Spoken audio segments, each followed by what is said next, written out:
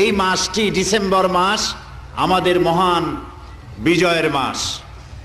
শুরুতেই দোয়া করে নেই এই বাংলাদেশের স্বাধীনতার জন্যে 9 মাস যুদ্ধ করে যেসব বীর মুক্তিযোদ্ধা শাহাদাত বরণ করেছেন, আল্লাহ রাব্বুল আলামিন তাদেরকে সকলকে মাফ করে দিন। আমিন। আল্লাহ তাদেরকে জান্নাত নসিব করুন। আমিন। এবং যেসব মুক্তিযোদ্ধারা বেঁচে আছেন, আল্লাহ তাদেরকে ঈমান এবং সম্মানের সাথে দুনিয়ায় জীবন গুজরান করার তৌফিক দান করুন। আমিন।